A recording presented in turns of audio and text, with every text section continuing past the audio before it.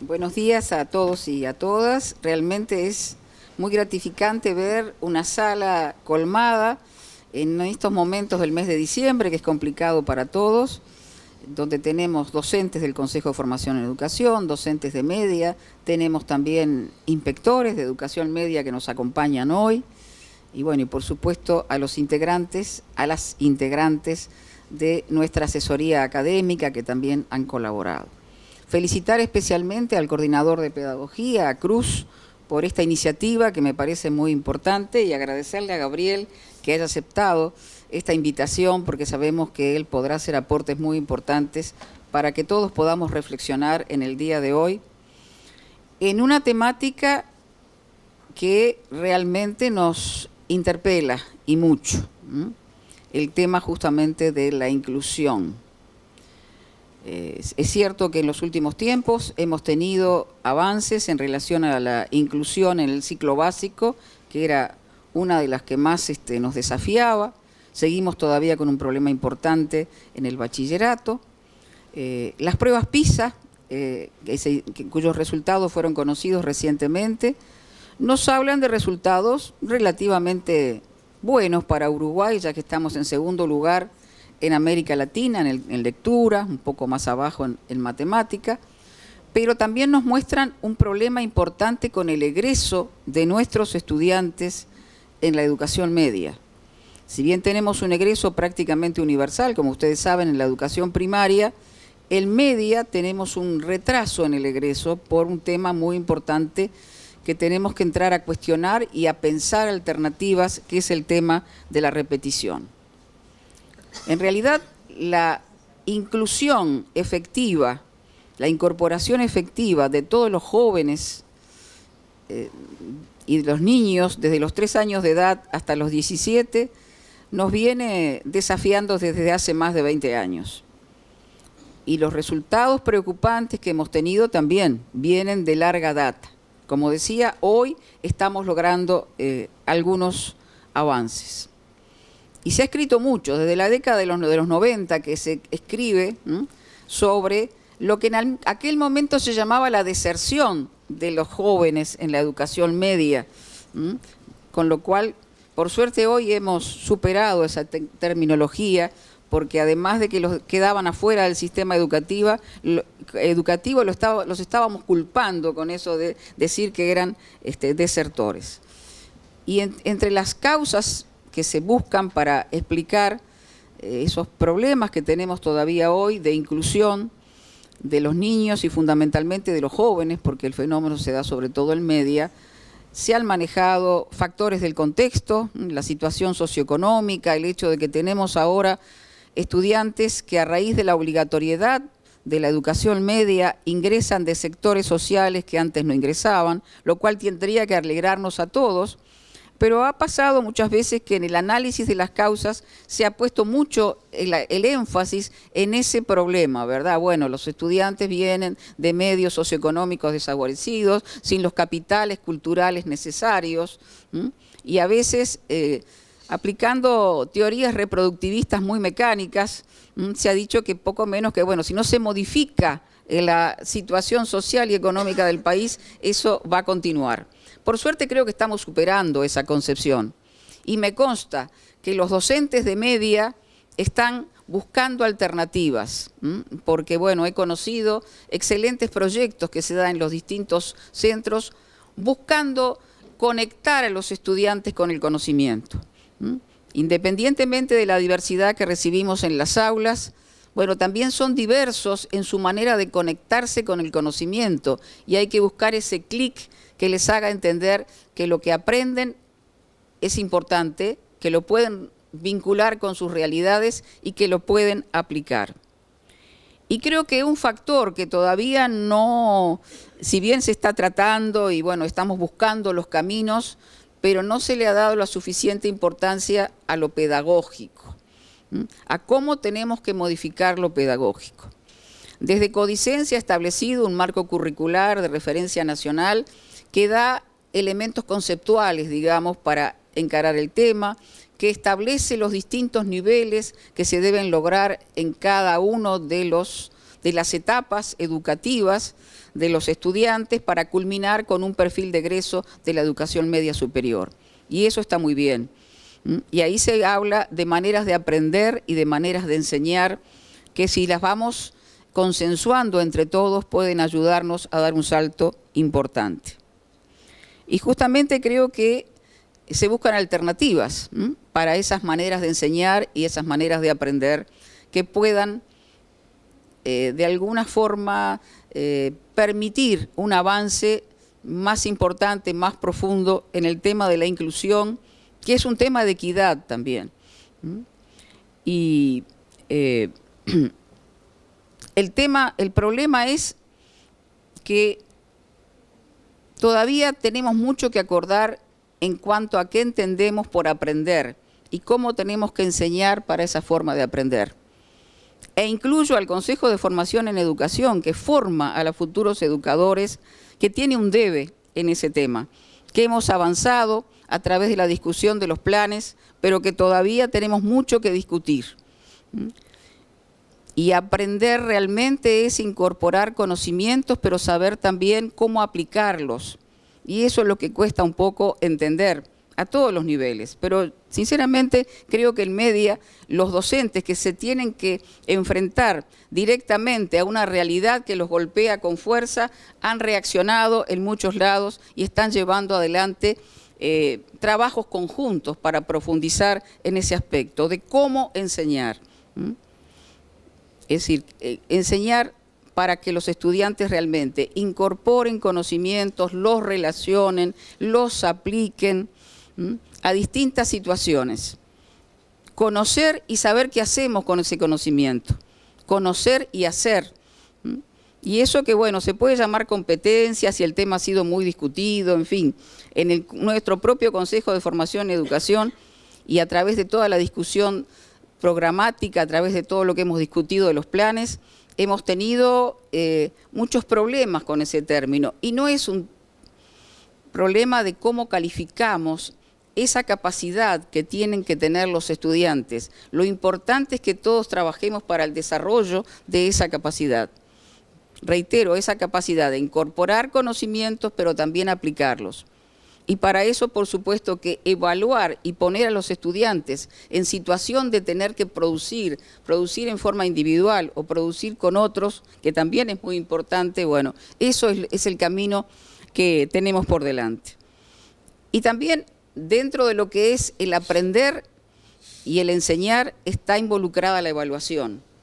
Por eso esas cifras preocupantes que nos da PISA, de que somos uno de los países de todos los que participan en la OCDE y en las pruebas PISA, que más cantidad de repeticiones tenemos en la educación media, bueno, eso es realmente preocupante, está siendo puesto sobre la mesa para discutir y no hay que interpretarlo como a veces se hace de que lo que se quiere es que los estudiantes pasen para aumentar las cifras de los que egresan, sino que realmente tiene que ser una preocupación que nos lleve a repensar las formas de evaluar, y por lo tanto también a repensar que cada uno de los estudiantes tiene sus tiempos. Pero lo peor que le puede pasar a un estudiante que fracasa es tener que volver a repetir lo mismo exactamente de la misma manera. Y por eso, para realmente formar docentes inclusivos, es que el Consejo de Educación, de Formación en Educación, que forma las distintas carreras de profesionales, también hoy está tratando justamente de llegar a esa meta, una meta que por otra parte, bueno, siempre que la tenemos cercana se nos aleja, porque nunca estaremos formando de manera totalmente suficiente a los docentes de forma inclusiva. Siempre se nos presentará como un horizonte a alcanzar, en la medida que vayamos progresando en el horizonte que hoy tenemos planteado. Y por eso que hemos iniciado ya hace 4 años en el Consejo de Formación en Educación un proceso de transformación curricular, un proceso de innovar en nuestros planes, estableciendo un marco conceptual que todos los que están aquí son del CFE lo conocen, que es el documento de fundamentos y orientaciones, que tiene como uno de los ejes a los derechos humanos y a la educación como derecho. que quiere poner al estudiante en el centro, que quiere un aprendizaje situado, que ha establecido competencias profesionales que tienen que tener todos los educadores en general y después competencias específicas para cada una de las carreras. Que es un plan que está creditizado, o los planes de las distintas carreras están creditizadas y facilitan la navegabilidad. Que tiene una propuesta de unidades curriculares optativas y elegibles, que le da al estudiante la posibilidad de construir una parte de su trayecto. Ese nuevo plan ya ha sido puesto en marcha en el año 2018 para los maestros técnicos y profesores técnicos, homologado por Codicen, y tenemos los planes de las otras carreras ya aprobados por el Consejo de Formación en Educación y que esperan la homologación de Codicen, que no va a ser seguramente ya para el año 2020, pero que esperamos podamos tenerlos homologados para el año 2021 y se siga trabajando en esos planes, porque esos planes son fruto de una negociación donde de alguna manera se enfrentaron dos concepciones, ¿no? Una concepción que justamente busca desarrollar las competencias profesionales de los futuros educadores y otra concepción que pone un acento, yo diría, exagerado en la importancia de la enorme cantidad de contenidos que tiene que abarcar el curso de las distintas unidades curriculares.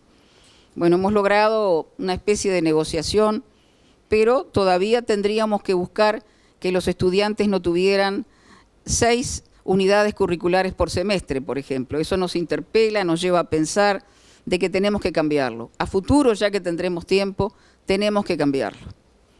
Y pensar los programas de cada unidad curricular y de cada campo del conocimiento que integra la propuesta curricular de las carreras, no como que es el centro, cada unidad curricular es el centro y yo tengo que tratar de poner la mayor cantidad de contenidos en esa unidad curricular, sino pensar la carrera de los educadores como una formación integral, donde además la formación inicial es eso, la formación inicial, y que el Consejo ha puesto su acento también en la continuidad de la formación a partir del egreso, con el programa de noveles, con cursos de formación permanente, con una serie de maestrías. Hemos tenido 4 maestrías simultáneas en el Consejo en este periodo. Entonces, bueno, la formación inicial tiene que sobre todo tender a formar esas competencias profesionales y por supuesto que los conocimientos son muy importantes, conocimientos rigurosos, conocimientos a partir de los cuales se puedan construir las competencias. Pero no podemos pensar que nuestra disciplina en particular es el eje y el centro de todo. Y no nos podemos confundir de que acá no formamos como por ejemplo en la Facultad de Humanidades que se forman para ser investigadores. Acá formamos ante todo para ser docentes, para ser educadores. Y eso es lo que tenemos que tener presente. Que la investigación también tiene que contribuir en la formación, ¿cómo no? Que nuestros docentes tienen que seguir investigando también.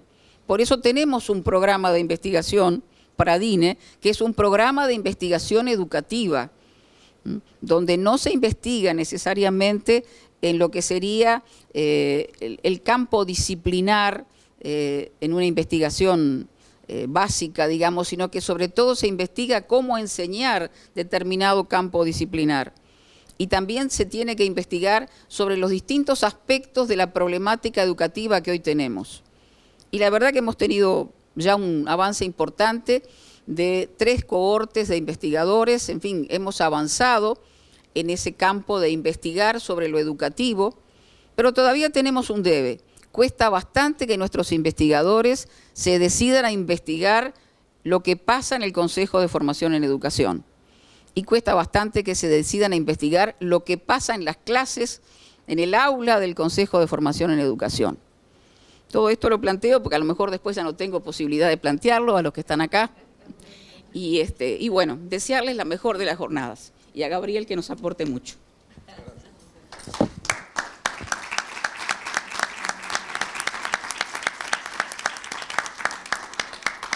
Bueno, buenos días a todas, a todos.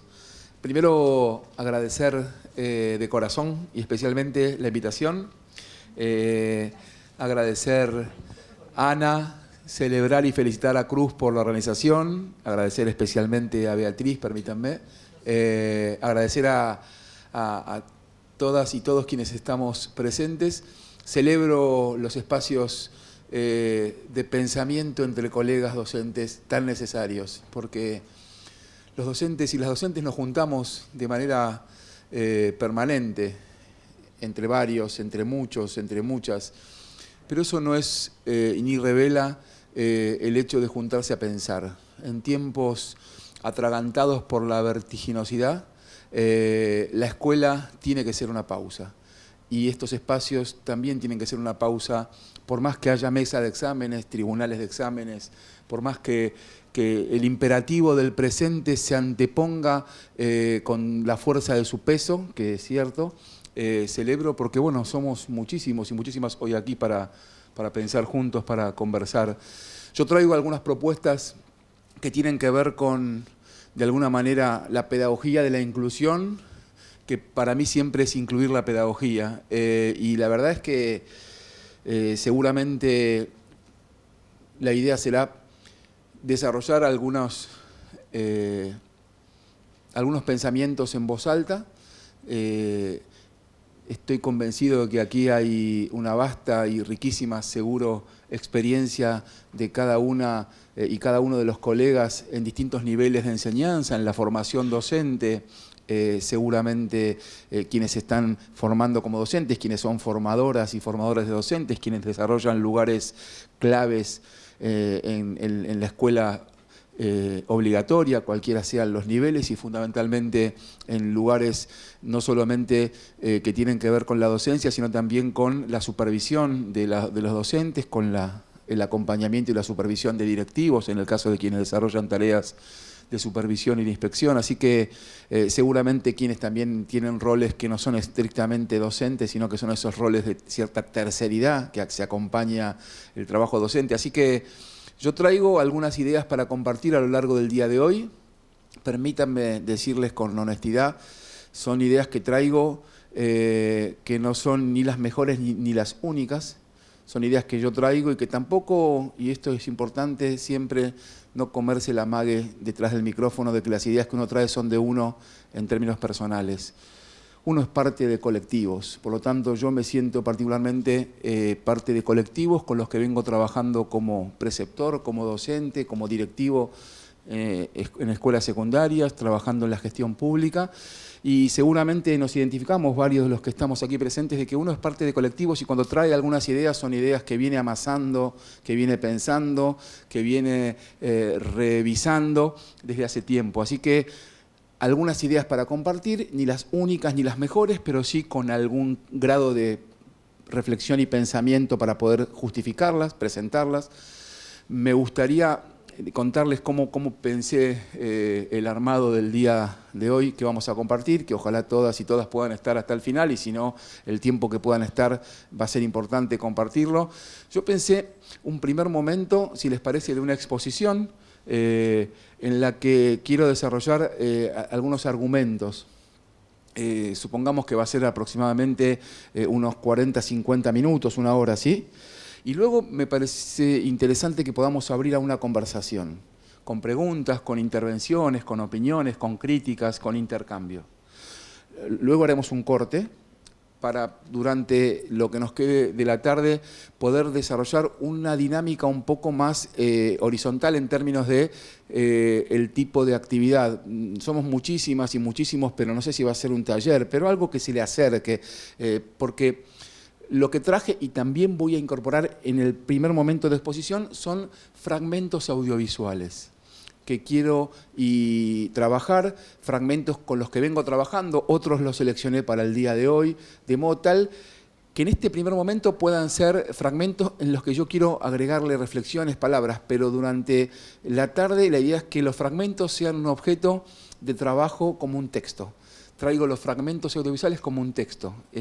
Así como quienes venimos de la escuela de la imprenta estamos acostumbrados a subrayar y a marcar el texto con una fibra flúor. Bueno, hacer la misma operación semántica con el texto audiovisual, que también es parte de lo que tenemos que ir aprendiendo cada vez más en estos tiempos. Y si nos da el tiempo y las posibilidades, me gustaría al final del encuentro presentarles, porque tiene mucho que ver con la temática con la que se titula este encuentro, presentarles un libro del que soy parte de la autoría y que estamos lanzando esta semana y tiene mucho que ver con esta temática, y me gustaría contarles algo de este libro que tiene mucho que ver con la temática de la exposición y de lo que nos reúne en este día. Así que si les parece bien, esta sería la idea en la que pensé que podemos compartir, ¿sí? Si no hay objeciones, si les parece que podemos avanzar, avanzamos. Por lo tanto, si alguien tiene en este primer momento una pregunta, una reflexión, bienvenida, pero lo que les pido es que la registren y luego después tenemos un momento para poder intercambiarlo, ¿sí? Así puedo desarrollar estas ideas. Bien, este primer momento quiero organizarlo en tres... otra cosa que no comenté, y es que por más que un día es riquísimo en términos de tiempo, porque tener un día entre colegas es algo increíble, no sé aquí, pero en mi país en realidad es un tiempo precioso y preciado. Sin embargo, siempre o suele suceder que el tiempo se nos va escurriendo, digamos, ¿no? Y siempre hay más para pensar, para discutir. Por lo tanto, también decirles que traigo algunas propuestas de lectura, en donde les voy a convidar con un fragmento pequeño, breve, pero la intención es invitarlos luego a ir por esa lectura, si les parece prudente y necesario hacerlo, y a quien le parezca. Por lo tanto, en algunos momentos quiero también ofrecer algunas producciones textuales para que ustedes puedan luego acceder y consultarlas con el tiempo que requiere esa consulta, que no es este momento, sino después cada quien con más tranquilidad. Así que también quería avisar tranquilidad. Es algo que pensé también para, en algunos momentos, intercalar sugerencias. Bien, los ejes que organizan la exposición con la que quiero avanzar en este mismo momento, diría que son tres. Por un lado, quiero desarrollar algunas ideas sobre lo que significa ser docente. O más precisamente, cambiar, apenas acabo de mencionarla, no tanto hablar de ser docente, sino más bien de estar siendo docente. Y intentar surfear o navegar, quizás no naufragar, en esa idea. Así que ese es un primer punto que me gustaría desarrollar en esta exposición. En un segundo momento tengo la intención de trabajar la idea de la inclusión, y el subtítulo que me pareció más prometedor es "La inclusión es más que una palabra". Y en el marco de esa idea me gustaría trabajar sobre dos conceptos. Uno que le llamo la irrupción de lo inesperado, y otro que me parece necesario discutir, que le llamo el otro o la otra como diminutivo.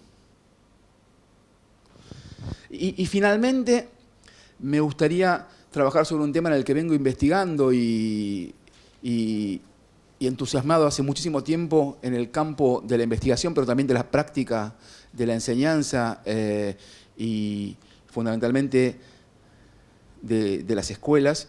Es el último punto que me interesa desarrollar, lo llamé la autoridad pedagógica menos como un lamento y más como un problema.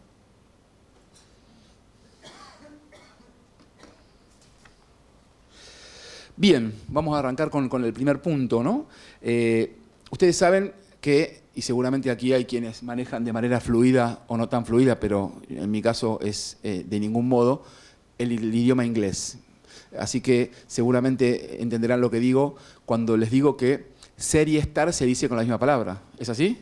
Bien, en eso puedo dar fe, por más que yo sea una persona que no habla para nada aquel idioma. Pero en todo caso, me pareció interesante quizás no pensar en el ser y estar docente, sino más bien poder pensar en qué significa estar siendo docente en esta época, en estas horas que estamos viviendo quienes somos docentes.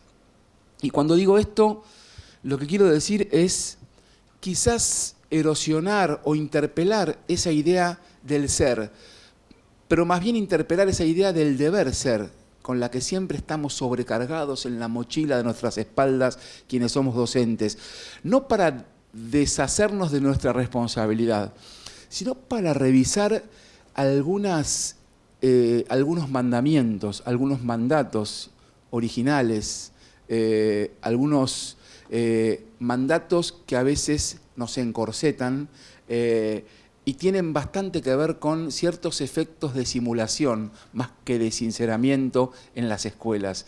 Ese deber ser que a veces nos mantiene atentos, aparece como aquello hacia donde vamos, pero que también inhibe buena parte de lo que hacemos, de aquello con lo que nos sinceramos, de los tantos no puedo, o no sé cómo se hace, o por dónde voy.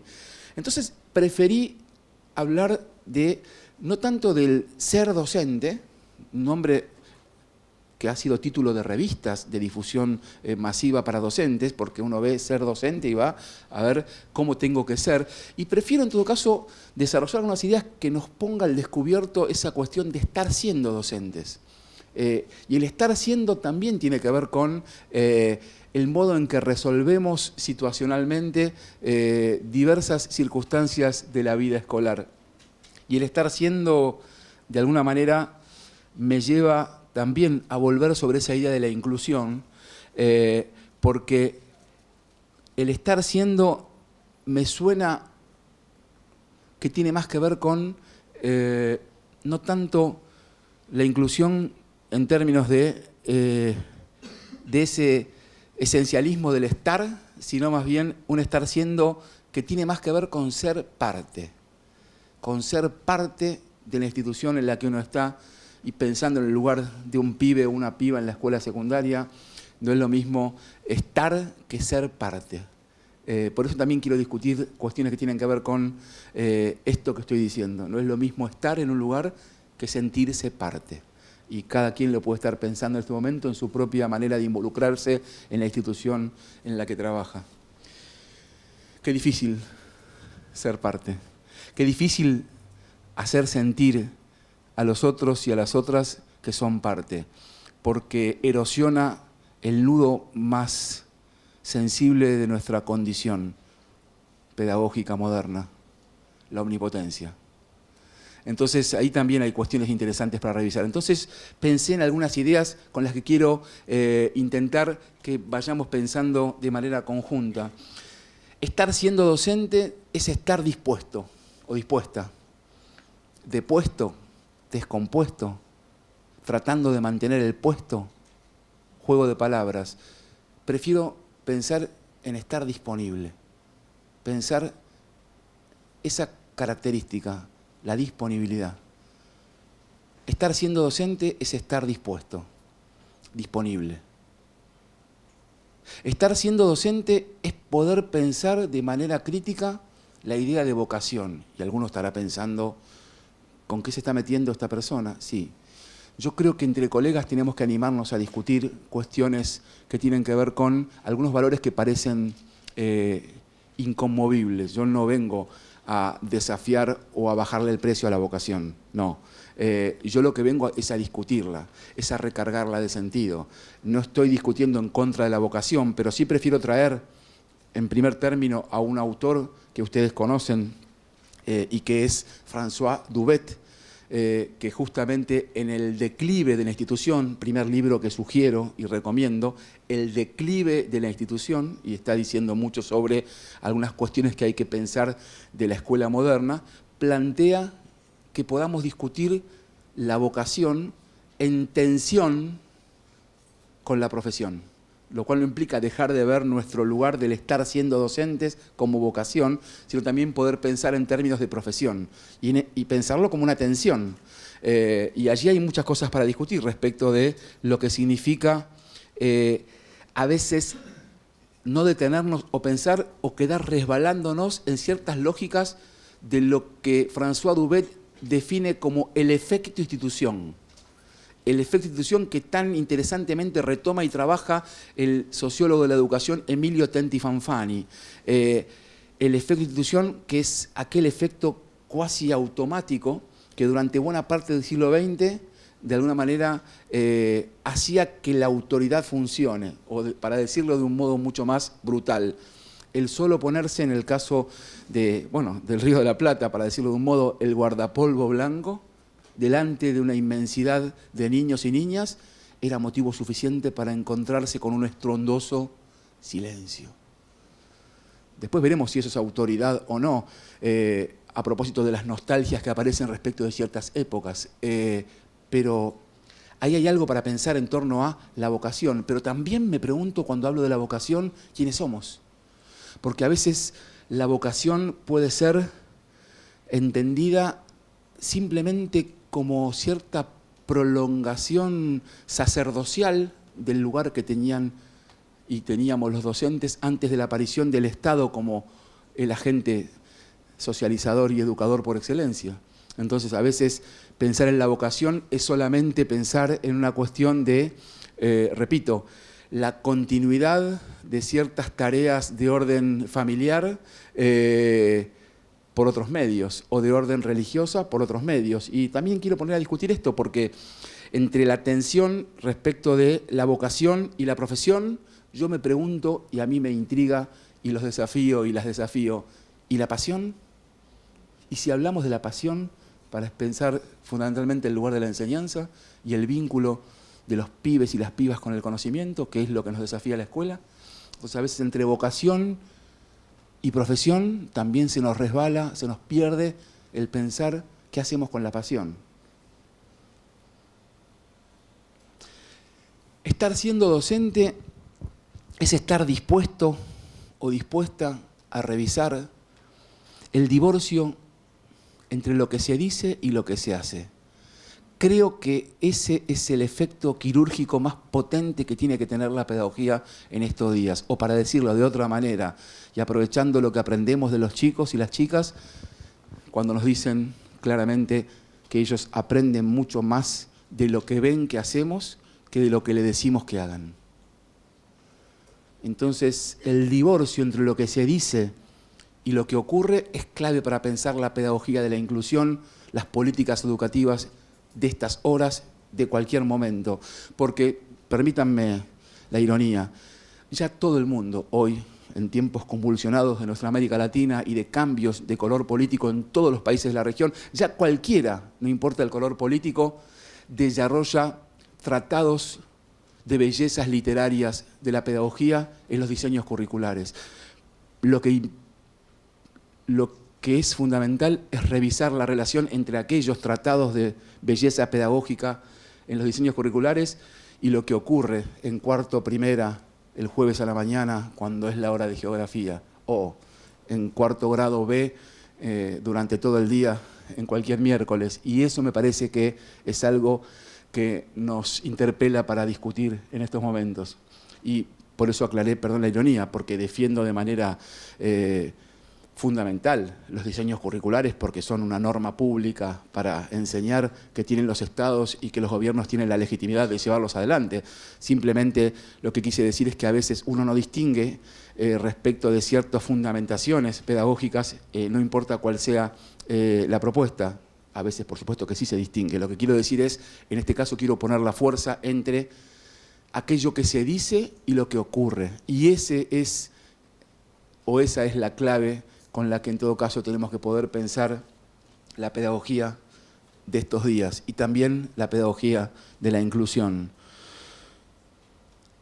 Estar siendo docente supone volver sobre esa genial frase que una vez le leí al destacado sociólogo francés Pierre Bourdieu, cuando en una de sus maravillosas escrituras dijo: quien nomina, domina. Entonces, pensando del país en el que vengo, en tiempos en que se han destituido algunas palabras como derecho, inclusión, igualdad,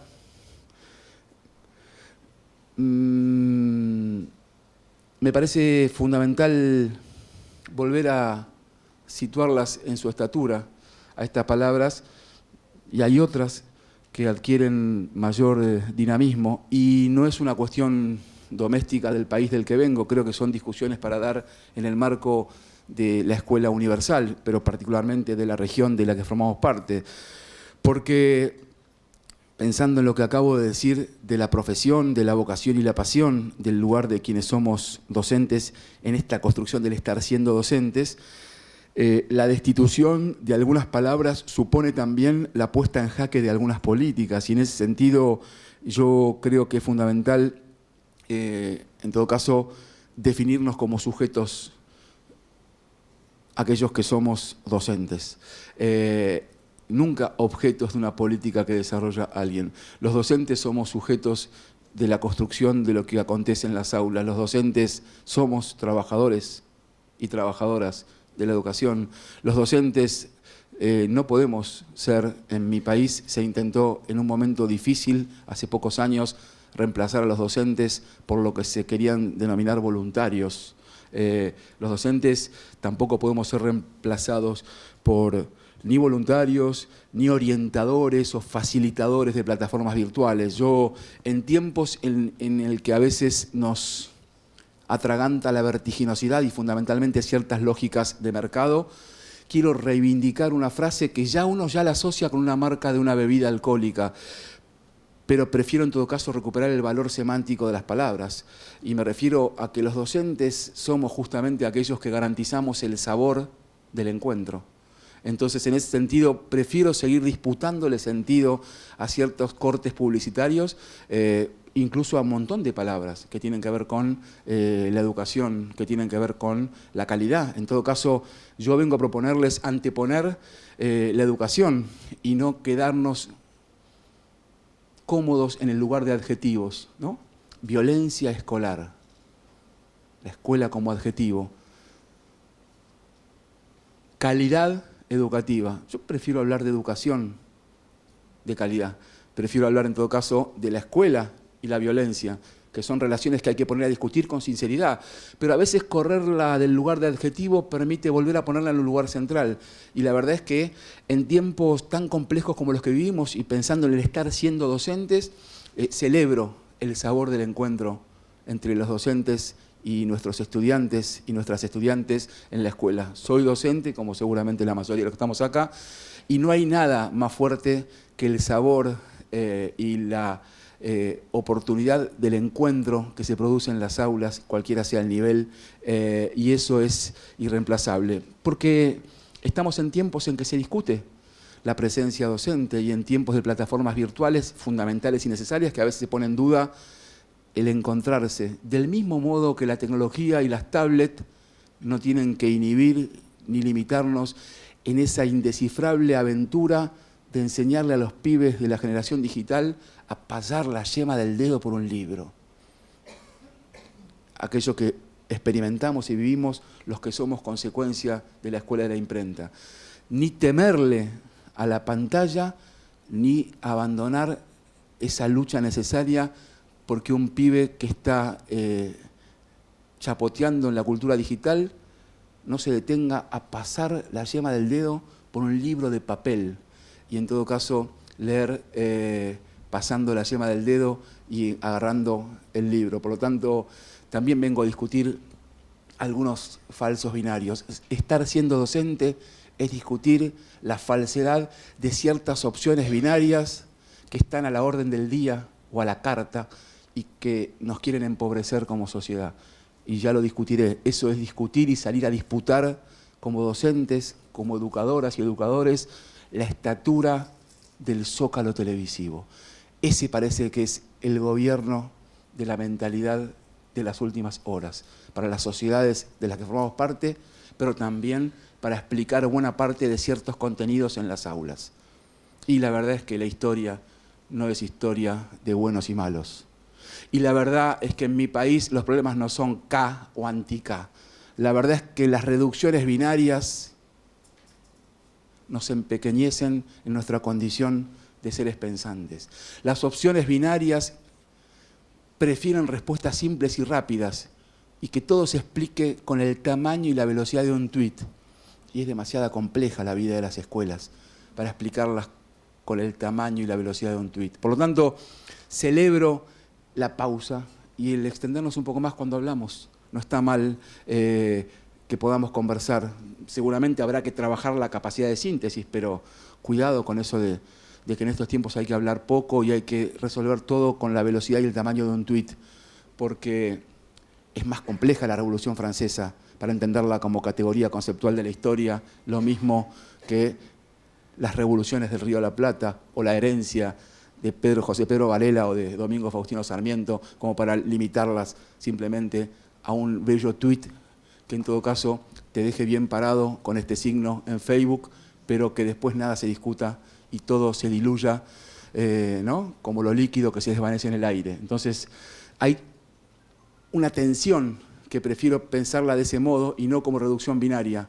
Hay una tensión para nosotros, para nosotras. Claro que sí, los que defendemos y amamos la escuela. La tensión entre lo sólido y lo líquido. Bien, por Bauman. Viejos son los trapos. Se murió a los 93 años. Brillante lo que escribía a los 91 y lo que hablaba a los 92. Digo, para también salirnos de esas restricciones binarias de que lo joven es aquello que está ligado a la transformación y los viejos a la conservación. No es tan así. También vengo a discutir esa idea de los nativos digitales y de aquellos que después de los 40 seríamos inmigrantes, vaquianos, extranjeros digitales. Las lógicas binarias nos tienden trampas, porque es preferible que pensemos poco y podamos andar con enlatados para respuestas rápidas, sencillas, a preguntas ya formateadas. Y la verdad es que yo creo en la escuela de interrumpir con las preguntas que incomodan y de las que a veces no tenemos respuestas. Esa es quizás uno de los desafíos más importantes del estar siendo docentes. Porque venimos de la escuela de la imprenta, pero también venimos de una escuela que, de alguna manera, las preguntas traían las respuestas de antemano. Y yo creo que hay que animarse a una escuela con preguntas de esas que no traen respuesta de antemano. Y que para encontrar la respuesta hay que juntarse con otros. Que es el desafío más bello e interesante que tiene la tarea pedagógica. El desafío colectivo. Eso es lo que hace mejores a cualquiera de las escuelas, a cualquiera de los equipos de conducción, a cualquiera de los equipos de supervisión. El construir colectivamente en una escuela que tiene un diseño histórico de disciplinamiento individual. Estar siendo docente requiere también un desafío en clave de cuáles son las construcciones colectivas en tiempos de fascinación por la individualización, muy ligada al marketing comunicacional y a las lógicas del mercado. Y la verdad es que las mejores escuelas no se compran ni venden, se construyen cotidianamente haciendo camino al andar. Yo anotaba algo de lo que Ana planteaba, ¿no? Es que en todo caso el horizonte se alcanza avanzando de a poco y siempre se corre el límite de lo necesario. Los derechos son eso. La que se sienta o el que se sienta tranquilo porque se consiguieron ciertos derechos. No, las democracias tienen que justamente construirse haciéndose a sí mismas más democráticas en tiempos en que las democracias a veces se edulcoran o proponen ciudadanías de baja intensidad. En todo caso, la escuela es el lugar para construir y hacer de la democracia algo más democrático. Por lo tanto, no sé, Ana, cuando vos planteabas lo que planteabas, yo recordaba justamente a alguien bien de ustedes, ¿no? A Galeano, cuando hablaba de la utopía, ¿no? Que uno se va andando y se va un poco más para allá. Yo entiendo que el estar siendo docentes tiene que ver con animarse a la incomodidad de no haberlo nunca conseguido. Estar siendo docente, entonces, tiene que ver con poder animarnos a discutir qué significa estar. Cuando yo recién decía que es diferente estar a ser parte. Y la verdad es que, no sé aquí, pero sí en mi país, el problema del ausentismo es muy grave, especialmente en la escuela secundaria. Muchísimo ausentismo de los pibes y las pibas, muchísimo ausentismo docente. Y es un problema serio. Les digo esto porque justo en pocas horas, yo regreso esta noche, cambia el gobierno en mi país. Y es un problema para el gobierno que asume del mismo tamaño que para el gobierno que termina su gestión ayer, el ausentismo docente. Y es un problema también serio para todos los sindicatos, no importa cualquiera sea su orientación política, el ausentismo docente. Entonces, aquí entre colegas les propongo plantearlo de otro modo, porque en mi país aparece siempre entre febrero y marzo el ausentismo docente, porque pareciera que a los medios les interesa la escuela solamente cuando empiezan las clases. Después, en los medios solamente aparece la escuela cuando hay sangre. Nunca suelo ver en mi país, en los medios, que aparezca un título que tenga que ver con un grupo de pibes escribiendo una poesía en el patio, incluso en tiempos de recreo. No, en general aparecen los medios cuando hay sangre, para hablar de la violencia escolar. Y entonces también aparecen para hablar de ausentismo, cuando son tiempos de paritarias y discusión de las condiciones salariales y laborales de los docentes. Entonces, les propongo aquí entre colegas, como les dije al principio, que si esto es una pausa, en vez de hablar de ausentismo docente, les propongo que en todo caso lo que discutamos para pensar el estar siendo docentes no es el ausentismo, sino cambiar el modo de encararlo y hablar de la calidad de la presencia.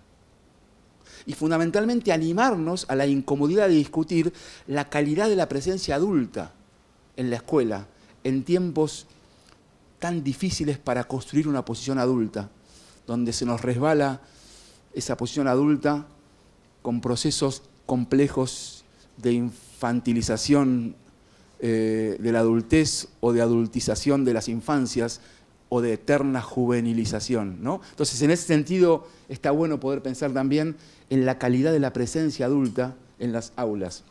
Estar siendo docente no es solo ausentismo como tema preocupante, sino trabajar la calidad de la presencia. Estar siendo docente, hablando de la inclusión, y es la inclusión de la que vengo a conversar con ustedes hoy, es justamente la inclusión que tiene que ver con los que no quieren estar en la escuela. La pedagogía de la inclusión tiene que ocuparse de los que no quieren estar. Porque es fácil, yo soy docente, es fácil trabajar con los 4 que se sientan adelante y me siguen. La inclusión de la que quiero que hoy conversemos es aquella que tiene que ver con los 4 del fondo, con los 3 que estaban en el medio y con la que se fue y hay que salir a buscar para que vuelva. Es fácil hablar de la inclusión e incluso de la exigencia con los pocos que me siguen. Yo enseño para los que me siguen, los demás que averigüen. Típica frase de la escuela. Yo enseño como si el acto de aprender fuese un elemento totalmente discontinuado e independiente del acto de enseñar. Yo enseñé, ahora ellos. ¿Somos socios de las derrotas o somos socios de las victorias? En las entregas de fin de año en la que todos aplauden. Yo creo que se aprende más siendo socios de las derrotas. Y eso también es algo para pensar y erosionar conjuntamente esa omnipotencia de la pedagogía moderna. Hoy quiero discutir en algunas oportunidades del día a aquellos que tengo muy presentes en mi mente, que sacan pecho y dicen con voz fuerte que autoridad había antes. Hoy quiero discutir esos resabios de nostalgia moralizante que recorren muchas escuelas de América Latina. Y temo decir que lo que vengo a decir no goza del mayor rating en las deliberaciones pedagógicas. Posiblemente tenga cierta minoría en algunas sociedades. No me interesa, yo prefiero venir acá a trabajar y argumentar mucho más mis convicciones que algunas conveniencias. Por lo tanto, quiero discutir también a esa nostalgia moralizante que se trasviste con tecnologías de mercado y discursos de autoayuda, pero que no se animan a las preguntas que no traen, o mejor dicho, que en todo caso no se animan a preguntas que no tengan respuestas de antemano. Y eso es un acto brutal de desconfianza por los pibes. Aquel que se enamora del pasado como remedio para la educación, dimitió. Los educadores y las educadoras tenemos que estar enamorados de lo que está por venir. Y eso también quiero ponerlo en discusión. Porque aferrarse a lo viejo y conocido, que es en todo caso esa lógica del caballo con el palenque, es más cómodo, pero no es la escuela que nos está pidiendo que tomemos decisiones en estos días. ¿Y esto es incómodo? Claro que sí. Entonces yo dije al principio, yo traigo algunas ideas para discutir que puede que en todo caso incomoden, pero en todo caso la idea es poder pensar juntos y disentir. Estar siendo docentes es pensar la autoridad no como imposición, tampoco como demagogia, sino que la vengo a proponer como autorización. Pensar y construir autoridad es autorizarnos. En todo caso, habrá que ponerle predicado al sujeto, y es ¿en qué nos autorizamos? Estar siendo docentes es estar atentos porque supone el pasaje de un testimonio, de eso trabajamos.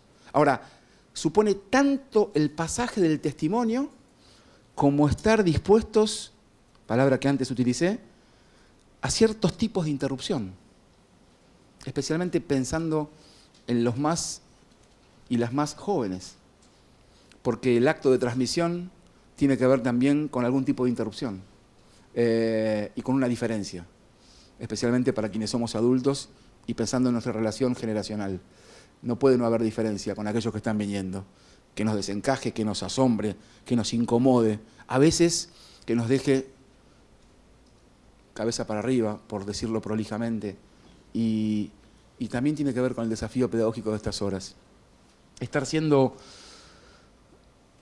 docentes es definitivamente estar dispuesto y dispuesta a darle la bienvenida a la irrupción de lo inesperado. Ya venga con tecnología o se trate de sujetos concretos que nunca fueron convidados a la escuela, o mejor dicho, que fueron convidados de piedra, y que hace un tiempo recorren las escuelas y nos rompen todos los esquemas, porque es como si rompieran ciertas lógicas fundacionales y ciertos deber ser que no podemos tolerar. Estar siendo docentes, entonces, es animarse a hacer más permeables las fronteras que separan la cultura escolar de otras culturas, de las culturas infantiles, de las culturas juveniles, de las culturas cibertecnológicas, de las culturas mediáticas y de las culturas populares. Porque es fácil ahora, ¿no? En el campo de la lengua y la literatura, la historieta hoy está incorporada como un registro pero hace un tiempo la historieta no tenía la estatura académica para ingresar, igual que la murga. Miren en el país que lo estoy diciendo, la murga, de donde vengo, ¿cuántos docentes decían? No, la murga que se quede en la plaza, que la murga se quede en la plaza, que en la escuela tenemos que trabajar otro tipo de música, decía la profesora, bastante pariente cercana del profesor que sacaba pecho y decía que jóvenes éramos los de antes. Entonces, estar siendo docentes es atender la urgencia como pedido de atención, pero sin caer siempre en esa aceleración.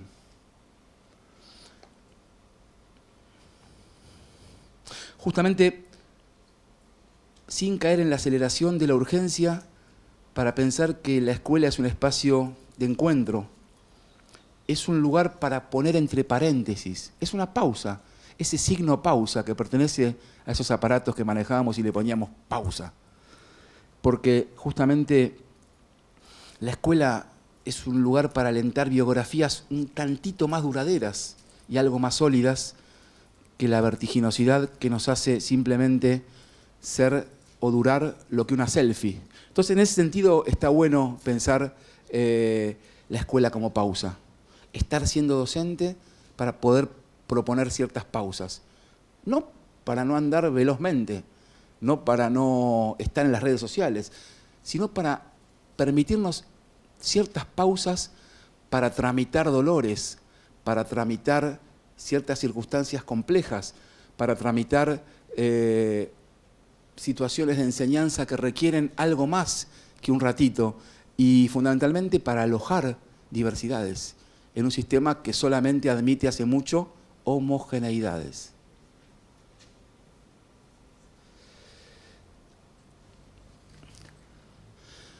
Estas son algunas de las cuestiones que quería plantear en torno al estar siendo docente, a ese primer punto. ¿Vamos bien? ¿Voy muy rápido?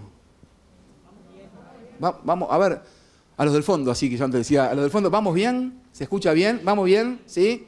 Bien. Bien, este es el primer punto que quería compartir. Y les dije que había un segundo punto que tiene que ver con la inclusión es algo más que una palabra. Y quería empezar ahora sí a compartir algunas imágenes, algunos fragmentos. Y en este caso elegí una imagen que yo soy de andar bastante en las redes sociales. A pesar de promover la pausa, soy de chapotear en las redes sociales, porque creo que son un mecanismo interesantísimo, seductor, desafiante, para comunicarnos con los demás, pero nunca comerse la mague, que es el único lugar para intercambiar con otros. Nada más irreemplazable que el encuentro, pero de todos modos, en todo caso, ni minimizar ni sobredimensionar, pero bien vale las redes sociales, en donde chapotean especialmente buena parte de las sociedades, y ni hablar los más pibes. Y aunque yo no sé ustedes, pero me enteré que cuando algunos adultos nos habituamos a Facebook, no sé, en el caso de mi hija, se fue de Facebook hace rato, como diciendo, si vos estás en Facebook, yo me voy. Así que, de todos modos, está bueno porque las redes hacen eso que los propios pibes no... cuando ven que algunos adultos estamos demasiado en esas redes, dicen, ya me tengo que ir de acá. Así que, pero bueno, es un comentario que no viene y ni está de más por las cosas que vamos a compartir. Lo primero que quiero compartir es una imagen, y es, capaz no se ve bien, no importa, yo lo voy a acercar, es un mural. A propósito de la pedagogía de la inclusión, es un mural que yo encontré una vez por Facebook. ¿Por qué? Porque una gran colega y amiga que trabaja en una escuela secundaria lo posteó en Facebook y yo me quedé y le escribí por privado. Le dije, ¿esto es verdad? Sí, un mural que no se ve bien porque esta es una foto que sacaron con un celular, ahora lo voy a leer, pero capaz se llega a ver, que está en el hall de entrada de una escuela. Estimadas, estimados, esto que están viendo es lo que lee cada día y todos los días mamá, tío, papá, hermanos, los chicos, las chicas, preceptores, orientadores, maestras, porteros, directora, inspectora cuando viene, si visita la subsecretaria, también lo mira. Un bombero que entró a dar una charla lo mira. Y cuando miramos, decimos que hay pibes y que dice de izquierda a derecha, respetando cada uno de los niveles del sistema educativo, empezó tirando papelitos. Abajo dice jardín, ¿lo ven? Sí. Siguió tirando tizas, primaria. Continuó tirando borradores, secundaria. Terminó tirando tiros. Y abajo dice, terminó tirando tiros. Por eso te ponemos límites. Quería simplemente, lo leo porque no lo iba a hacer, pero como está medio borroso me pareció prudente leerlo, pero simplemente las dejo y los dejo unos segundos mirando esta imagen, porque traje esta imagen para que nos haga pensar y conversar. Tengo cosas para decir, anoten, después ustedes quieren traer las propias, pero es fuerte, ¿no? Porque si hay algo en lo que yo pienso de la escuela, y seguramente compartimos, tiene que ver con que la escuela tiene que ser un lugar de hospitalidad. La escuela te da la bienvenida. Pienso en aquella pibita que entra y que va a empezar ese cambio copernicano que supone pasar de sala de 5 a primer grado, y que tiene una ansiedad y un miedo, y el mundo de repente se detiene y te transpiran las manos, y voy a ser más grande, como nadie. Y de repente, cuando está en el patio, se encuentra, porque aprendió a leer, a pesar que tiene que hacerlo en unos días, porque justo ella aprendió a leer, y se queda, y lee más o menos, pero la imagen le dice cosas. Y se pone tensa porque la imagen desconfía. Pero Juan, que está entrando en séptimo porque se fue a otra escuela, vaya uno a saber por qué, entiende de otra manera. Y dice, oh, ¿qué va a pasar conmigo este año? por eso te ponemos límites. Es fuerte esto, ¿no? Por supuesto, les quiero aclarar que, y me alegro de haber sido uno de los que promovió la difusión en las redes, lo levantaron enseguida de las redes, pero también, y lo que es más importante, taparon la pared.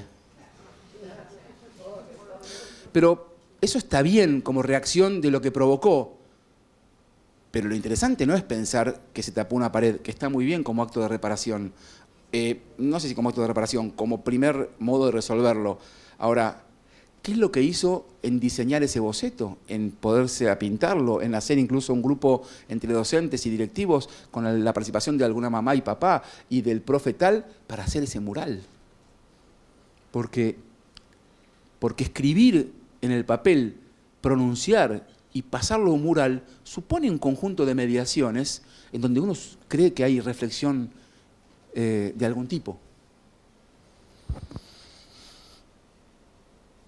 ¿O será que estamos reflexionando poco en esta época?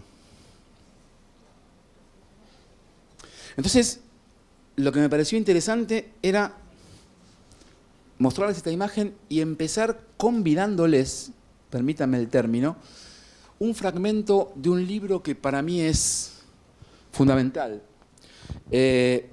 Y es un libro de un gran pedagogo francés, un humanista, que ustedes tienen que conocer, que ustedes han leído, y que no traigo ninguna novedad.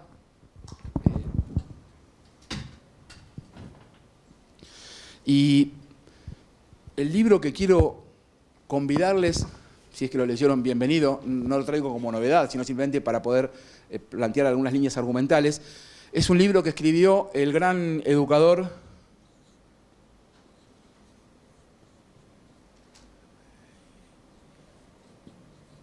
Philippe Mérieux. Y el libro que quiero sugerirles y del cual vamos a compartir un fragmento, exacto, alguno ya lo dijo, Frankenstein educador.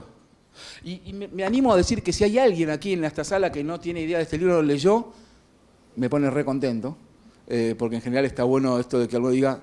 Y seguramente estará pensando, o en todo caso, le pregunto a quien no lo leyó, ¿a quién creen que se refiere este libro?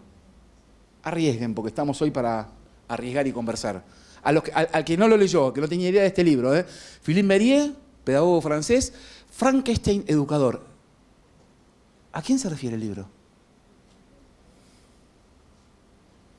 Arriesguen. A un docente que quizá tiene esa imagen de duro así, pero que por dentro es dócil. Está bueno lo que decís. Bien, a ver, ¿alguna otra opinión de alguien que no leyó el libro? Bueno, cualquiera que no lo leyó puede suponer que el libro se refiere al monstruo.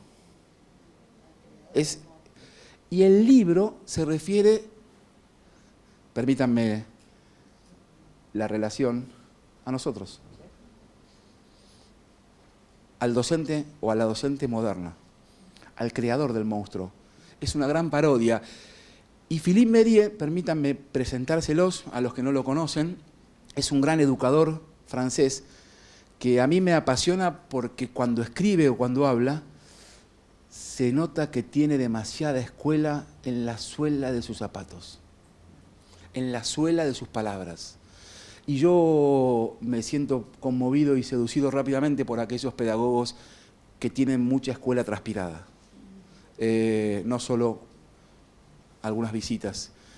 Y lo digo pensando de dónde vengo, en donde hay quienes escriben genialidades postdoctorales, pero yo prefiero aquello que se escribe para cambiar la rugosidad y la vida cotidiana de las escuelas, a propósito de pensar la pedagogía de la inclusión. Entonces, en ese sentido, Mérieux, cuando escribe, te das cuenta que tiene escuela. No es poco, como educadores, leer a un pedagogo o una pedagoga que cuando lo lees decís, estuvo en una escuela. Esta tensión es la que vimos en la escuela, porque si no, rápidamente te conecta con la impotencia, porque lo que se describe maravillosamente bien en ese texto, a veces decís, bueno, ¿cómo se come? ¿Cómo se hace en mi escuela con eso que estoy leyendo? Que genial, pero ¿cómo hago? Y Philippe Mérieux da algunas pistas o algunas claves justamente en donde uno ve una relación entre lo que se dice y lo que ocurre. Frankenstein educador es una buena excusa para pensar en reducir la brecha entre lo que se dice y lo que ocurre. Y yo quería compartir, a propósito del mural que recién les presenté, quiero contrarrestar el efecto, no sé si devastador, pero sí provocativo del mural, con un fragmento de Frankenstein educador que quiero compartir con ustedes. Y por supuesto invitarlos a leer el libro, porque es fascinante el libro para nosotros que somos educadores o educadoras. Lo normal en educación es que la cosa no funcione. Díganme si ahí pongo un punto y nos retiramos, no nos quedamos un poco conformes siendo diciembre con tanto cansancio. Lo normal en educación es que la cosa no funcione. Eso sí que atenta contra el deber ser y nos pone en jaque con el estar siendo. Y sigue. Curiosamente, porque en este fragmento la palabra normal no aparece una sola vez. Y es bien sintomático en educación que la palabra normal aparezca más de una vez. Lo normal en educación es que la cosa no funcione, que el otro se resista, se esconda o se rebele. Lo normal es que la persona que se construye frente a nosotros no se deje llevar o incluso se nos oponga, a veces, simplemente para recordarnos que no es un objeto en construcción, sino un sujeto que se construye.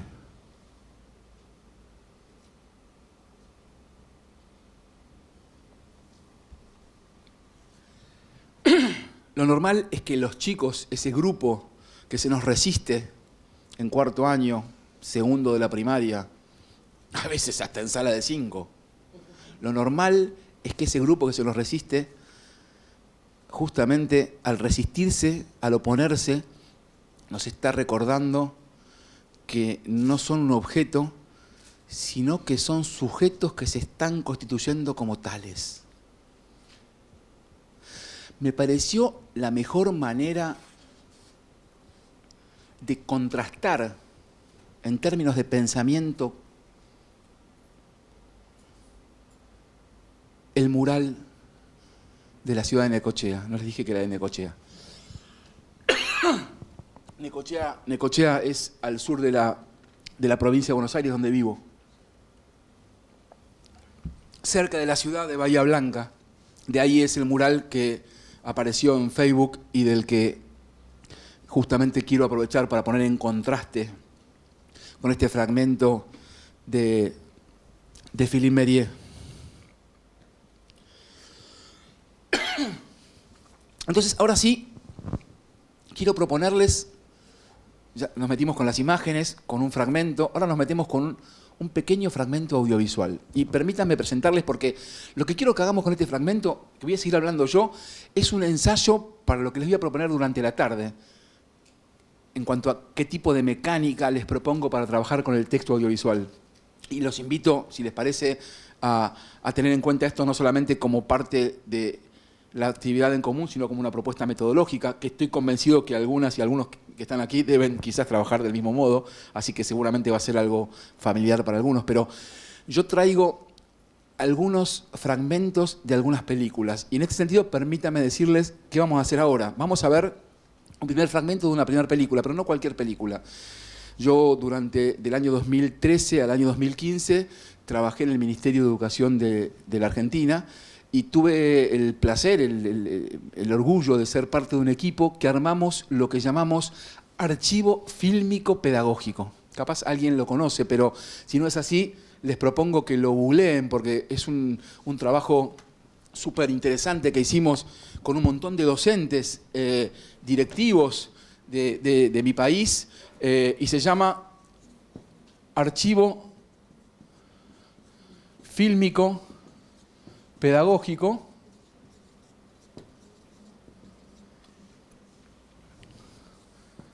Jóvenes y Escuela. Eso sí, está más bien centrado, y lo hicimos para escuelas secundarias, y fue parte de una política pública.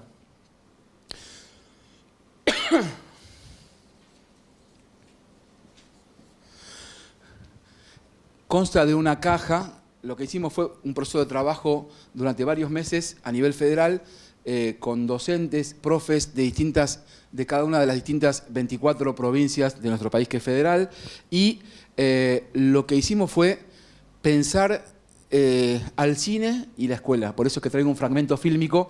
¿Y por qué pensar al cine? Porque está bueno pensarlo también en estos términos, porque el cine lo pensamos como parte del derecho a la educación, ¿no? El cine, que es más bien un lenguaje artístico de acceso tan restringido en la historia de nuestras sociedades, pensamos que estaba bueno pensar el cine como parte del derecho social. En donde, en mi caso, que tuve la suerte de nacer en un lugar de clase media, yo iba al cine. Pero la mayor cantidad de mis conciudadanos y conciudadanas no iban al cine. No era el cine un lugar de esos que uno podía ir y entrar. Más bien tenía más que ver con esos lugares donde uno se acercaba y se ponía más lejos. Como una utopía o como una negación del derecho. Entonces, pensamos acá al cine no tanto como, en todo caso, algo que tenga que ver con el privilegio, sino como el derecho. Entonces, hicimos todo un trabajo de pensar películas del mundo, pero fundamentalmente de nuestra región, que tocaran temáticas que tenían que ver con adolescentes y escuela secundaria. Y cada una de las películas, son 46 películas, es una caja que en ese momento lo hicimos, en el 2014 se ha repartido orgullosamente en cada una y en todas las escuelas secundarias de gestión estatal del país. Yo recorro mucho Argentina por trabajo y les digo que un placer encontrarse con esa política pública en las bibliotecas. Y curiosamente, ustedes me van a entender, no sé si acá sucede, pero en algunos casos estaba en la biblioteca y en la escuela nadie sabía de ella. ¿Les suena? No, porque la llave la tiene. Entonces, justo el que tiene la llave no vino y nadie tiene acceso a ese material. Pero eso es otro cantar. Por eso es compleja la política pública. No solo alcanza que llegue algo a la escuela, después en todo caso hay que ver qué se hace con eso en la escuela. Pero eso es otro cantar que no tiene que ver con la temática del día, pero se me ocurrió comentarlo. Esta política pública tiene que ver también con 46 películas que se entregaron en una caja en todas las escuelas secundarias y 5 películas, son 41, solamente en los institutos superiores de formación docente, en los 1.325 institutos superiores de formación docente, ya sí de gestión estatal y gestión privada, porque en los institutos de formación docente y de gestión privada se forman docentes que trabajan en la estatal, y esto fue un principio de política pública destinado a las escuelas estatales secundarias. Así que algunas películas, y la que vamos a ver ahora, tiene que ver con este archivo fílmico.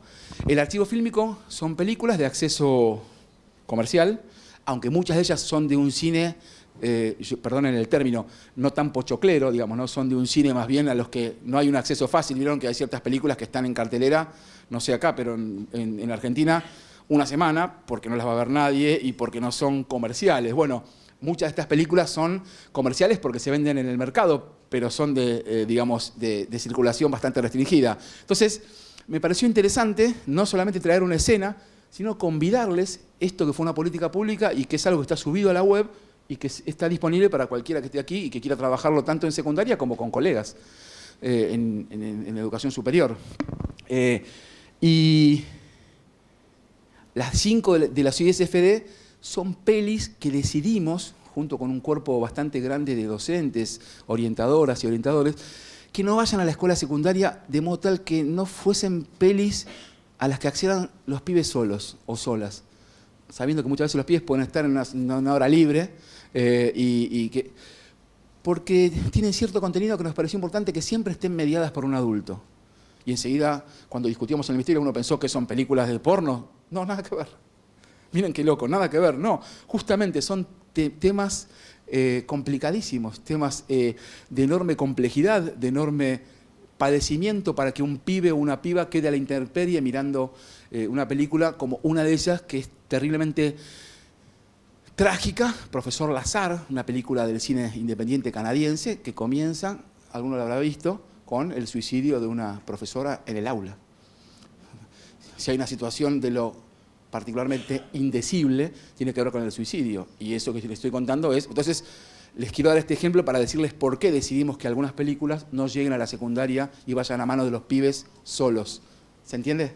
Entonces, simplemente, perdón que me extendí, pero me pareció importante contarles ¿por qué voy a pasar una escena y de dónde? Porque me parece que también lo hacemos los docentes. Eso, cuando traemos un autor al aula, les decimos quién es el autor, de dónde viene, qué hizo, a qué se dedica. Entonces uno ya lo lee imaginándose.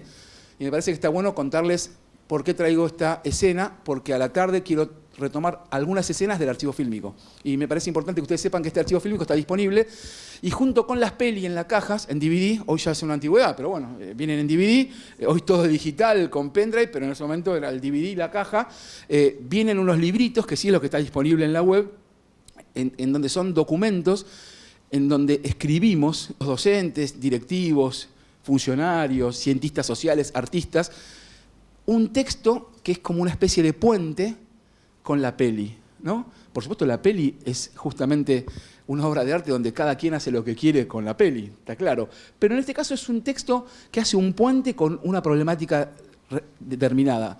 En algunos casos, algunas películas permiten hacer un puente con la educación sexual integral, que es un tema en el que hemos trabajado mucho como política pública, otras con la prevención de adicciones, otras tienen que ver con situaciones de violencia, otras tienen que ver con violencia de género, otras tienen que ver con la relación de los pibes o las pibas con adultos, otras tienen que ver con la construcción de autoridad y así seguidamente un montón de temas. Entonces, cada peli es acompañada por un archivo textual que se ha hecho a los efectos de poner a discusión, sea con los chicos, pero también entre docentes, esa película. De modo tal que la peli no sea solamente una obra de arte para ver, sino también que sea algo para poner a discutir, para debatir, para hacer cine club, para hacer cine debate. La primera película que les propongo poner a discusión, a propósito de que recordemos que estamos viendo este segundo eje, que era pensar algo así como que la inclusión, ¿recuerdan? Es algo más que una palabra. Es una película chilena. La verdad es que, perdonen, pero las películas, en este caso, y esta que elijo, tienen mucha actualidad. Permítanme decirlo porque somos todos países hermanos, ¿no? Y Chile está viviendo una situación profundamente convulsionada. No sé si ustedes lo siguen, yo lo sigo, además de tener algunos amigos y colegas. Es conmovedor, es angustiante ver lo que ocurre con nuestros hermanos y hermanas chilenos en este momento. Algo del orden está estallando. Y la verdad es que me parece interesante decirlo, porque yo creo definitivamente que siempre, y en pedagogía, sin lugar a dudas, hay que leer el texto en el contexto. Por eso es que cuando traigo un fragmento audiovisual, les cuento del contexto. Me extendí un poco, pido disculpas, puede ser, pero no es menor. Y cuando traigo un texto que es de Chile, hay que dar cuenta de cuál es el contexto. Y vamos a ver un pequeño fragmento de una película que a mí me encantó. Seguramente la conocen, es parte del archivo, que se llama Machuca. Y es una película conmovedora, que justamente revela las tensiones de una sociedad desigual. ¿Les suena eso de una sociedad desigual? Porque temo decir con claridad que tanto ustedes, cruzando el charco nosotros y del otro lado de la cordillera, somos parte de la región más desigual del mundo. No dije más pobre, dije más desigual. Y esto está bueno decirlo. Vivimos en la región más desigual. Entonces, ver Machuca, que revela la historia de lo que ocurre en la sociedad chilena, adentro de una escuela de gestión privada, confesional. Y yo traigo una escena, y les quiero decir algo que tiene que ver con la mecánica de trabajo. Yo traigo una escena, porque después puede surgir que alguien me diga, pero yo no vi la película. Yo no traigo la película. Yo traigo una escena, y ese es el texto que les propongo que pensemos. Digo para cualquiera que diga, pero yo no vi la película. No había que verla. Yo traigo un texto. Yo les dije antes, a ver, para ver la peli, ¿qué mejor que ver la peli? Cada quien con quien quiera, si es posible a la noche, comiendo una pizza con una persona querida. La peli. Acá yo traigo, no una peli, traigo un texto, que es un fragmento audiovisual, que les dije que la idea era que pudiésemos subrayar como si lo hiciésemos en un texto escrito, pero el subrayar tiene otra, en todo caso, rugosidad, tiene otra operatoria. Entonces lo que les voy a proponer es lo siguiente, permítanme esta consigna. Cada quien de ustedes hará lo que quiera con este fragmento. Ahora, les pido una sola condición, como cuando en clase ponemos una regla. Lo único que no está permitido, si me permiten decirlo, es el juicio moral. El mío tampoco, ¿eh? No me interesa el mío, ni tampoco me interesa el juicio moral de alguno de ustedes respecto de la escena. Está bien lo que... Qué mal... Para empezar, yo les pido como parte del ejercicio, que eso les pido, no digo que está... que tiene que hagamos una omisión del juicio moral. Prefiero que una escena, y esto les propongo para después de que hagamos el corte y trabajemos más en taller, que una escena sea un texto para ir en búsqueda de gestos, de claves, de movimientos que nos permitan, entre colegas, analizar una situación en la que pudimos haber estado, en la que seguramente estaremos, pero la escena y ese texto permiten cierta terceridad, en donde entre colegas podemos poner bajo escrutinio esa situación y aprender de ella.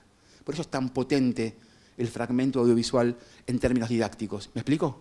Entonces, en ese sentido, les pido esto como una regla, simplemente para poder trabajar juntos. Y yo voy a tratar de hacer también respeto a esa regla en esta escena, que en esta parte de la charla la voy a desarrollar yo, pero que les pido que sea como una dinámica en donde ustedes, de alguna manera, estén dispuestos a subrayar. ¿Y cuál sería la pregunta que comande, en este caso, la consigna para pensar en términos de, estamos pensando en la inclusión de esta escena de Machuca? Y la pregunta sería, ¿qué pasa aquí con la inclusión? Para tirarles una pregunta, ¿qué pasa acá con la inclusión? Entonces, vamos a ver una película de Woods, gran director. Corría a Chile los primeros meses del año 73. O sea, la película está situada en los primeros meses del 73. Entonces, tengan en cuenta que en unos meses más iba a darse ese sangriento golpe de Pinochet a ese gran presidente, Salvador Allende, que se agiganta más con el paso del tiempo. Esto corre por mi cuenta. Y la verdad es que me parece interesante contarles el contexto y el texto, porque Machuca expresa algo que ocurrió en la sociedad chilena, y yo creo que es bien oportuno, por más que hayan pasado tantos años, volver a mirar este texto en el actual contexto. Así que les propongo que veamos la escena y luego yo voy a desarrollar algunas cosas. Les pido que escriban esta consigna porque la idea también es hacer de esta pequeña situación un ensayo para lo que va a ser después el conjunto de recortes audiovisuales que seleccioné para trabajarlos más como taller después de que hagamos el corte al mediodía. ¿De acuerdo? A ver si vamos bien, espero que salga bien el sonido, yo creo que sí, pero vamos a probarlo acá.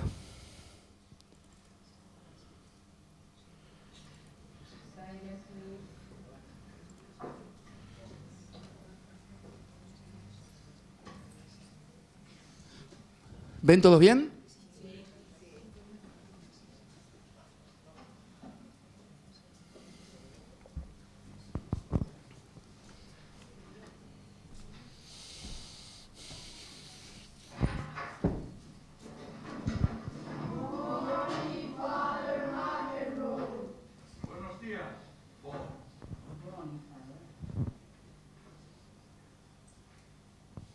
Aquellos que hayan reparado el bulletin board es para leerlo, se habrán dado cuenta que hay algunos cambios en el colegio. Tenemos nuevos compañeros. Estos amigos viven muy cerca de aquí. Muchos de ustedes se habrán cruzado con más que alguno en el camino.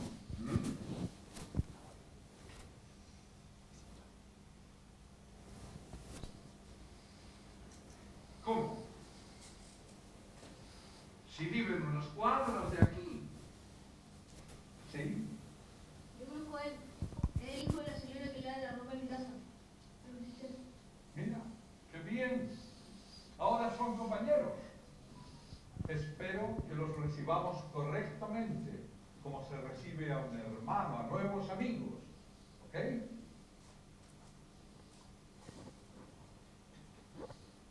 Good.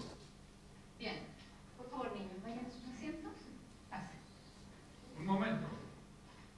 No quiero que los nuevos se sienten juntos.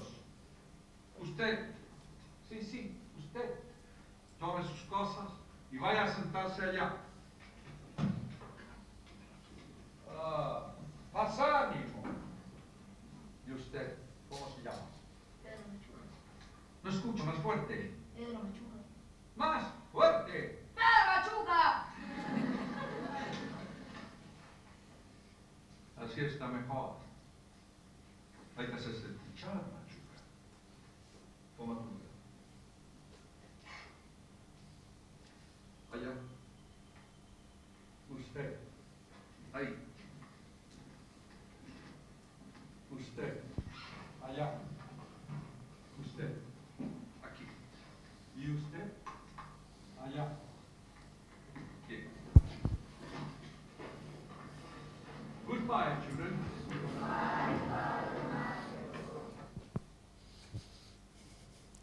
A mí me parece que es una escena interesante para pensar la inclusión. Y vuelvo a la pregunta, ¿no? ¿Qué pasa con la inclusión en esta escena? Y pienso, a mi modo de entender, en el maravilloso lugar del padre McEnroe, ese genial dire con una enorme utopía, un típico exponente de esos educadores apasionados con la inclusión. Esos educadores que uno puede reconocer bien del siglo XX, en el sentido de esos referentes. Sin embargo, hay cosas para pensar en lo que ocurre en esta escena, independientemente, repito, del juicio moral, si está bien o mal lo que hizo el padre McEnroe, la profe de inglés, o lo que ocurre. En todo caso, algunas señales. Hay que hacerse escuchar, Machuca. Yo siempre me quedé con esta sensación, porque a uno le produce cierta risa el momento en que él lo dice por tercera vez. Pedro Machuca, y lo grita. Y McEnroe, que no escuchaba bien, pero ahí escuchó, le dice, hay que hacerse escuchar, Machuca. A propósito de quien nomina, domina. A propósito de lo que significa decir tu nombre en voz alta en la escuela. Algunos que tuvimos la suerte de nacer en clases medias, en donde nos dieron la palabra de muy temprano, a veces es más fácil estar con un micrófono, pero a veces que un pibe o una piba pueda decir su nombre en voz alta, incluso en un micrófono, es un acto revolucionario que ofrece la escuela, de enorme fuerza en la construcción de la autoestima y en todo caso de barrer el horizonte de lo posible. Y algo de eso veo con Machuca, y cuando pienso en la inclusión, pensaba en este ejercicio de lo que estoy dando cuenta yo, y después vamos a trabajar con otras escenas y también con esta, que, si me permiten, porque el tema de este encuentro tiene que ver con la inclusión, el problema, y me remito a mi país, no es tanto la inclusión como un logro, porque en mi país, y en buena parte gracias a lo que conocemos como la 1420, donde se agiganta la figura de Domingo Faustino Sarmiento, esa primer ley de educación nacional, en mi país tenemos solo 3. Digo esto porque la 1420 tiene mucho que ver con la Ley de Educación Común de 1877 y que tiene mucho que ver con José Pedro Varela, en el caso de ustedes, y que estamos muy emparentados en cuanto a ciertas cuestiones que tienen que ver con la educación básica, la educación primaria como un derecho, una ley que permitió en Argentina justamente que toda la sociedad alcanzara la escuela primaria, que la escuela primaria se metiera en cada uno y en todos los hogares de la Argentina, independientemente de la pertenencia geográfica, social, cultural, económica. Eso es fuertísimo en términos de democratización en el acceso al saber. Ahora, como suele pasar en varias cuestiones en nuestro país, a veces nos quedamos simplemente saboreando la gloria, y esa es buena parte de nuestras torpezas en términos de adjetivaciones, y me hago cargo de lo que digo. Y el tema en todo caso es investigar el crimen que nadie investigó, que no es a lo que llegamos con la inclusión, brillando en las estadísticas de la región, sino a cómo se incluyó. Y eso es lo que quiero discutir hoy, y a lo que me remite esta escena. No a cuántos y a cuántas, sino cómo.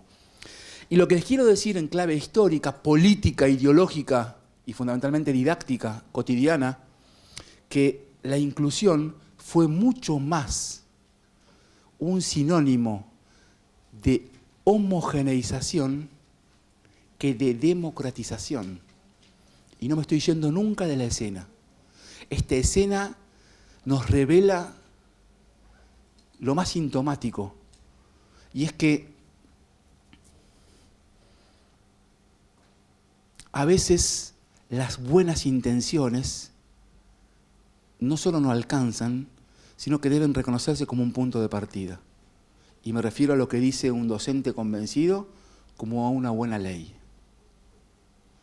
Sin ellas es imposible. Digo, sin el docente convencido y sin la buena ley. Pero son una razón necesaria y no suficiente. Y si no, me vine rápido de la 1420, 1884 al 2019 o al 2010 en mi país. Miren qué curioso lo que les voy a decir. La 1420 es de 1884. Más de 60 años tardamos en mi país, 70 también podría decirles, para lograr que toda la población cumpliera la primaria. Y escuchen lo que les voy a decir ahora. La escuela secundaria es obligatoria hace 5 minutos. 2010 son 5 minutos. El resto, piénsenlo ustedes a propósito de la inclusión. Digo esto porque a veces me encuentro en mi país con educadores, políticos, funcionarios, docentes, gente de a pie, que dice que en la secundaria nadie aprende nada y de cada 2 que entran, 1 no se va. Es cierto, es doloroso, pero yo prefiero gambetear eso como declaración del marketing en los medios y pensar qué complejo que es en una institución que fue definitivamente excluyente, selectiva, elitista, que estén todos los pibes y las pibas adentro. El desafío humanitariamente debería privarnos de ciertas declaraciones rimbombantes que solamente anuncian marketing visual y denigran nuestra condición como docentes y de una sociedad profundamente desigual. Entonces, en ese sentido, vuelvo a la escena y digo, qué interesante. McEnroe quería mezclar lo que aparentemente parece no poder mezclarse nunca en los ensayos que hacemos en las escuelas. Ricos y pobres, clase media con sectores populares, como lo quieran llamar. Después salgo del texto, la idea es el texto igual, y van a la película y van a ver que ese ensayo se frustró. Por el golpe sanguinario, pero por muchas cosas más. Porque a veces el problema no es el hecho político, sino cómo se construyen consensos en la sociedad. El problema a veces no es aquello del orden de lo inaceptable en términos ideológicos, sino cómo la sociedad va construyendo consensos para ciertas cuestiones que son profundamente difíciles de digerir. Y vuelvo al educativo y digo, entonces, si la inclusión fue una equivalencia discursiva, ideológica, pedagógica, didáctica, cotidiana de la homogeneización, entonces en esa operación, que no es solamente semántica, sino que es cotidiana, pedagógica y didáctica, si la inclusión es homogeneización, entonces, estimadas y estimados, atendamos a esto. El problema es que la diferencia quedó congelada como deficiencia. Entonces, recordemos, a esa escuela que le abrió las puertas a buena parte de las enormes poblaciones de inmigrantes, yo vengo de ahí, a los inmigrantes externos, ni hablar a los verdaderos dueños, los inmigrantes internos, había que dejar en la puerta de la escuela el cocoliche de los abuelos.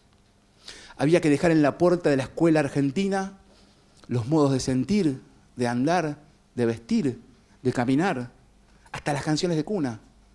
Ni hablar de la propia sexualidad. Y vestirse con el guardapolvo blanco uniformante como buena ficción de igualdad. como si el guardapolvo pudiese neutralizar esas diferencias. Interesante para discutirlo e investigarlo. El guardapolvo blanco como ficción de igualdad, pero también como fuerte imposición del discurso médico escolar que hemos estudiado, del higienismo que marca el ritmo cardíaco de las escuelas hasta el día de hoy, y el guardapolvo almidonado. Y no estoy negando la condición afectiva del guardapolvo, porque en mi país el guardapolvo es ficción de igualdad, pero también es el emblema de la lucha que detuvo a los peores intentos del neoliberalismo en los 90. El guardapolvo son las dos cosas. Y esa es la historia, que es compleja. Vuelvo a decir, me niego y me resisto a resbalarme en las opciones binarias que simplifican el pensamiento. El guardapolvo son las dos cosas. La inclusión, en todo caso, no es lo bueno y la exclusión lo malo. Son las dos puntas de un continuo complejo, de una sociedad capitalista que es desigual. Gobierne quien gobierne. Y esto corre por mi cuenta. Entonces, en ese sentido, me parece importante volver a la escena y decir, inclusión fue sinónimo de homogeneización. Todos adentro acomodé lugar. Dejar en la puerta de la escuela el cocoliche y, en mi caso, vestirse del celeste y blanco y cantar el himno, y en mi caso Aurora. ¿Me creen una cosa? Mi historia escolar es más bien un prontuario más que un pasado escolar, pero no importa, disculpen el comentario. Lo que quiero decir es que yo nunca supe cantar Aurora, y me exponen ahora a hacerlo y creo que empezaría a transpirar porque le cambié la letra. Lo importante no era lo que cantabas ni lo que decía, era estar cantando y reproducir. Somos herederos de rituales de obediencia y hay que ir por rituales de significación. Esa es la escuela que nos está esperando. Entonces, en ese sentido, me parece interesante decirles que la inclusión tuvo más que ver con homogeneización y con congelar la diferencia como deficiencia. Y si me permiten, la diferencia como amenaza. Y si me permiten seguir un poco más, la diferencia como anormalidad. Por eso es que remarqué 2 veces que la palabra que más suena en ese fragmento de Mériès es lo normal. Y de hecho, no sé acá, pero en mi país, las escuelas más fuertes que construyeron la escolarización primaria fueron los normales. Qué curioso. Empezando por el normal, bien cerca de acá de Paraná, y siguiendo por otros normales. Qué palabra curiosa. Perdón, digo, pero requiere ser pasada por el tamiz, no solamente de Philippe Mériès, sino también de Foucault, en su genial libro Vigilar y Castigar. Entonces, en ese sentido, esta escena nos permite darnos cuenta también, y acá quiero hacer una crítica cuidada a un gesto de la escena, no a la intención de McEnroe, pero sí cuando McEnroe dice, a ver, no quiero que se sienten así, a ver, usted, vaya allá.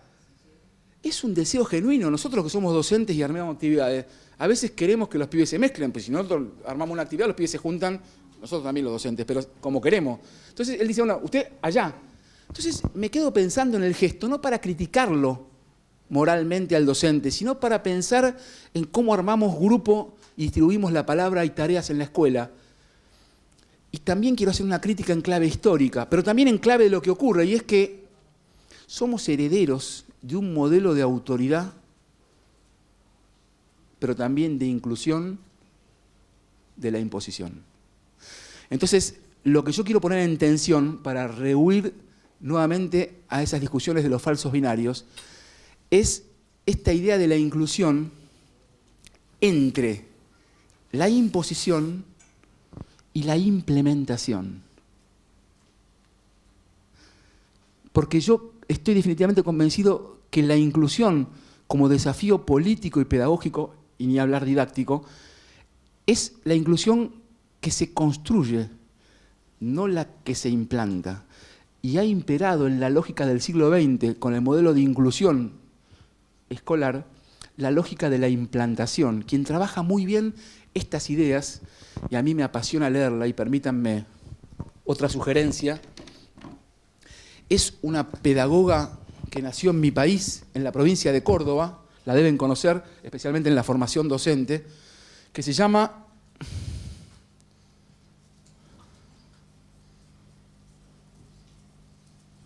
Justa Espeleta.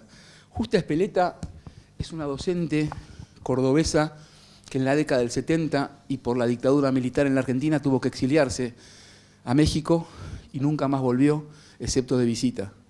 Y escribió un texto que les recomiendo porque a mí me fascina el texto. Quizás la primera lectura es un tanto aburrida, pero la tercera lectura empieza a abrir puertas, como creo nadie, en torno al tema del cambio y fundamentalmente al tema de pensar las reformas de inclusión top-down, o sea, las reformas que se piensan de arriba hacia abajo, que son reformas que hay que pensar en términos de construcción de políticas públicas. Y ese texto, que está disponible en la web, si lo googlean, para quien le interese, se llama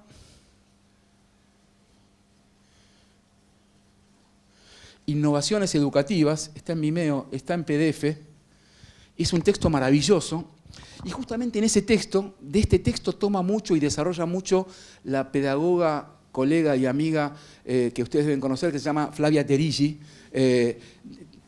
Terigi trabaja mucho con la idea de implementación como contraste o contracara, o tensionándolo con la idea de implantación, pero a mi modo de entender es Justa Espeleta y es en este texto. Justa Espeleta es especialista, en realidad, en educación primaria de la ruralidad, pero sus conceptos son bienvenidos para cualquier nivel de la educación obligatoria. Y en ese sentido me parece interesante porque justamente para contrarrestar el efecto demoledor de la concepción de inclusión como imposición, trampa y límite en el que han caído gobiernos de muy diverso color y extracción política e ideológica. Digo esto para decir la contundencia de revisar esta idea de